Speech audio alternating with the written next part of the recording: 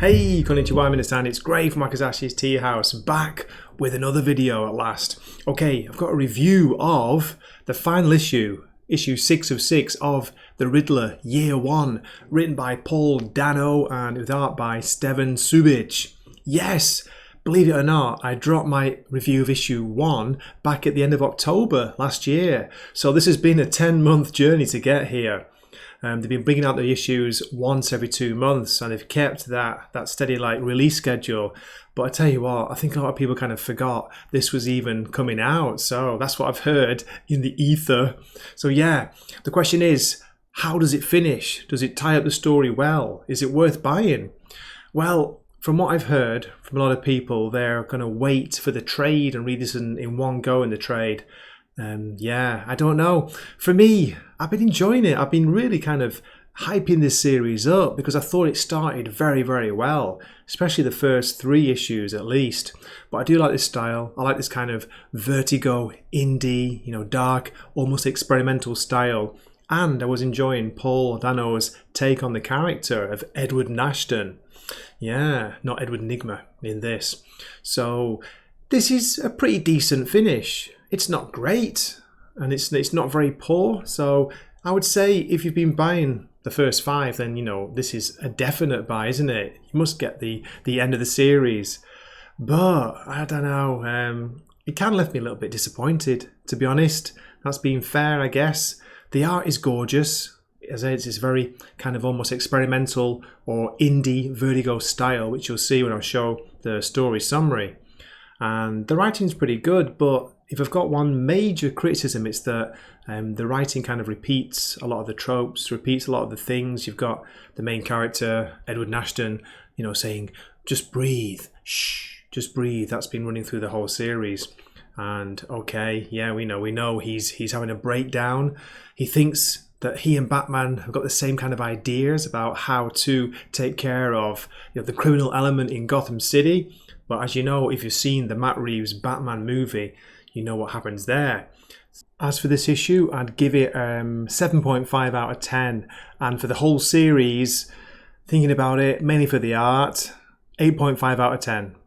So, as usual, I'll give a story summary. I'll show you some of the art. I'm not going to spoil the very ending, but if you've seen the movie, you know how this all ends anyway.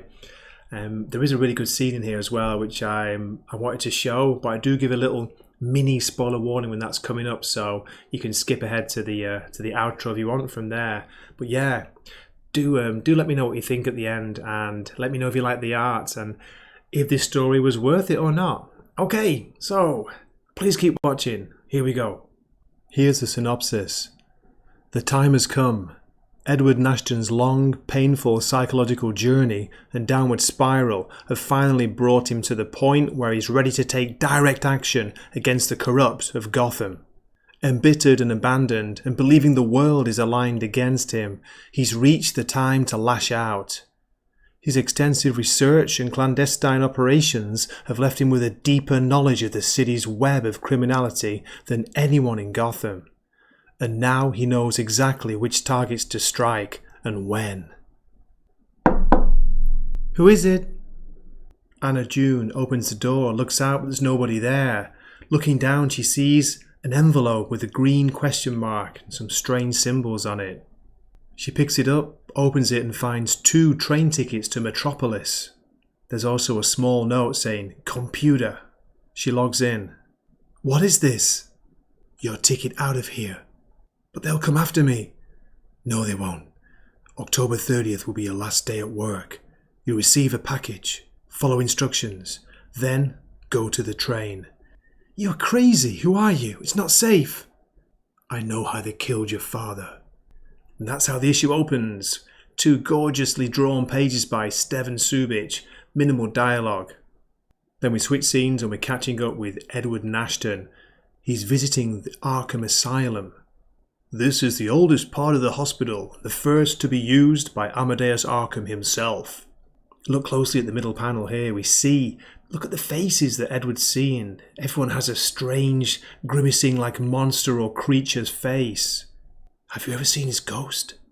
We get narration from Edward. Dear mother, why did you leave me? And why did they take you here?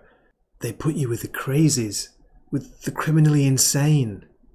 Where are you? Then we hear that the maximum security wing is over there. Only specially authorized hospital employees are allowed. Somebody asks, why are we allowed this tour if it's so dangerous? Because, kid, the city's broke. They'll do anything for $1.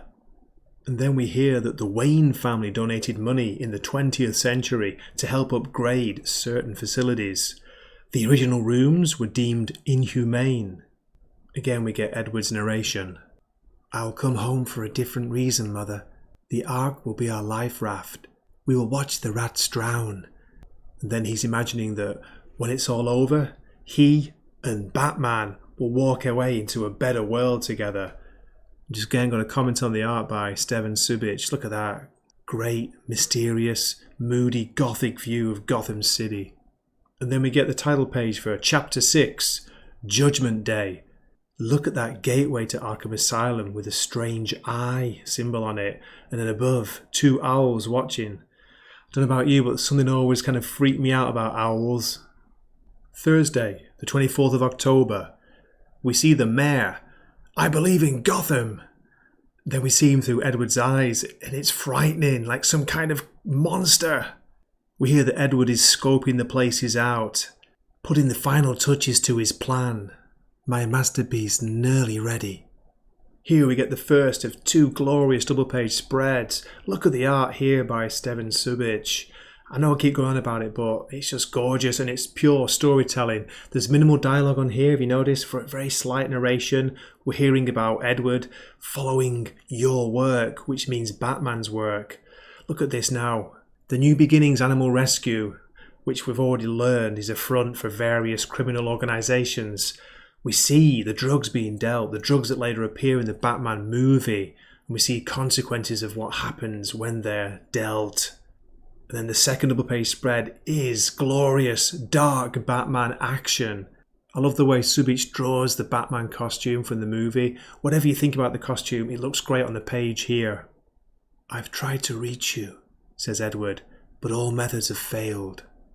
Let me skip ahead a few pages to 30th of October, so it's the day before Halloween. We see a delivery being brought to Anna June. Inside the parcel is a note saying, feed in back, leave door unlocked. And then, below the note, what looks like a big piece of red meat with 3 small white pills inside it. Don't keep us waiting. I'm on my way. Fucking hate that guy. We see Anna making her way inside. It's dark. There are chains hanging. There's a close-up of her face. She looks afraid. We see in the darkness 2 white dots. What are they? Something's chained up. She drops her meat. She runs. Edward's saying, it will be asleep in 15 minutes, but I wait 20 to be sure. He goes inside and he cuts the chain. Then we switch scenes to the Gotham train station. We see Anna taking a train, leaving the city behind. 31st of October. Happy Halloween. I wake up. I feel clear, strong, ready. My whole life has led me to this. Okay, let me skip ahead again a few pages and I'll give a spoiler warning here if you don't want to be spoiled on a really, really great scene. We see the guy coming back to the Animal Rescue Centre. He goes in, the lights are off. There's water on the floor. He switches on the light on his phone. Then he sees a note taped to the wall. The note reads, you know how Mr. Falcone gets rid of his bodies, don't you? What the? We see what appears to be a huge alligator going for the man. He drops his phone in terror. Everything goes dark. Blam! We see the alligator's jaws wide open. Blam! Ah! It's such a great scene, I gotta say, both the way it's been written all the way it's drawn. Fantastic. Okay, I'm going to leave the story summary here. There's still, I think it's about 7 pages to go. And there we have it. Well, after a 10-month journey, we're at the end, finally. Issue 6 of 6. So I hope you enjoyed my review. Do leave a comment, let me know what you thought. Do you like this style of art? Do you think it was a waste of time? Did it help? Add anything to the Batman movie? Only time will tell. Okay, As always, thank you so much for watching, and I hope to see you in a future video. This is Gray from Makasashi's Tea House, signing off for the night. Matane.